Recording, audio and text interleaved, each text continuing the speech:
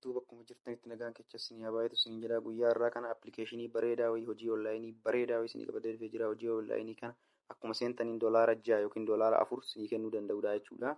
Appilikeeshinichi kana jechuudha. Akkuma laaltanaan akkuma seenan $4 naa kennee jira jechuudha. Appilikeeshiniin kun isinii immoo akkuma carraa keessanii $6 isinii kennuu danda'a jechuudha. Aga $6 kennaa jechuudha akkuma seentaniin. Ani amma $4 naa kennee jira jechuudha.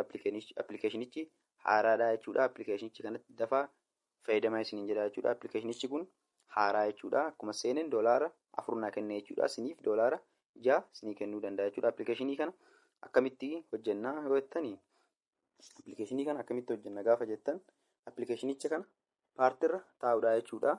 Paartirra taa'uu fi irra caalaa inni ittiin hojjetu inviteeshiniidha jechuudha. Hostii invite gochuu dandeechanii ejantiileen invite gootanii jechuudha. Appilikeeshinii kanaanii jechuudha. Appilikeeshiniin kun akkuma ilaaltan chaatiillee ni qaba. Appilikeeshinii kana dura ittiin hojjechuudhaaf verify gochuu qabdanii jechuudha. Verify gochuu qabdanii jechuudha. Akkuma ilaaltan kan duratti argamu kana face verification kennuu qabdanii jechuudha. Go jettanii kennuu qabdanii jechuudha. Kun duratti argamu kana kan jalaa immoo complete of account logging is passport setting jedha jechuudha. Paaspoortii mataa keessanii galchitanii onnoo gochuu dandeechanii jechuudha. Appilikeeshinichi kun appilikeeshinicha haaraa jechuudha. Taaskii welcome bonus isiniif kenna jechuudha. Welcome bonus akkuma seentanii welcome bonus isiniif kenna jechuudha.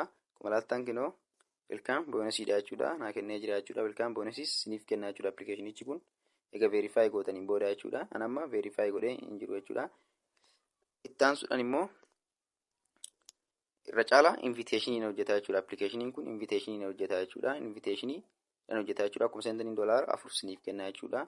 $4 isiniif kenna jechuudha. Akkuma seentaniin $4 yookiin $6 isiniif kennuu danda'a jechuudha. Appilikeeshiniin kun akkasumas immoo paartirra hin teechanii jechuudha. Paartirra teechanii jechuudha.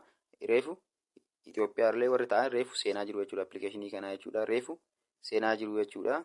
Hagammaa keechayyuu hin jiranii jechuudha. Reefu seenaa jiru jechuudha. Akkuma ilaaltan bakka kanatti bichaa nama tokko qofatu argama jechuudha. Reefu seenaa jiru jechuudha. Dafaa appilikeeshinichi kun haaraadhaa, dafaa itti fayyadamaa isin jedha. Otoo isin harkaa wannoon ta'anii jechuudha. Akkuma seentaniin $4 isinii kenna yookaan $6 isinii kenna. Nama 5 affeertanii baafachuu dandeechanii jechuudha. Appilikeeshinii kanaan jechuudha. Liinkii isaa koomentii jala isiniifan godha. Liinkii telegiraamii kootillee koomentii jala isiniifan godha. Telegiraamii koo joon gochuu dandeechanii jechuudha. Hojiiwwan onlaayinii akkana akkas hin dhaqqabuuf jechuudha. Mana kanaaf haaraa taatan subscribe gochuu hin dagatin. Viidiyoon kun osoo tole like gochuu hin dagatinaa isiniin jedha. Viidiyoo itti seeranin akkaataa itti hojjettanan isinitti himaa jechuudha. Akkaataa itti banattanillee naa hojjedhaa jettan isiniifan hojjedhaa jechuudha. Koomentii jalatti barreessuu hin dandeechanii jechuudha. Amma appilikeeshinicha haaraadha jechuudha. Amma dafaatii itti fayyadamaa isiniin jedha jechuudha. Guyyaatti amma $10 hojjechuu dandeechanii jechuudha. Appilikeeshinii kanaanii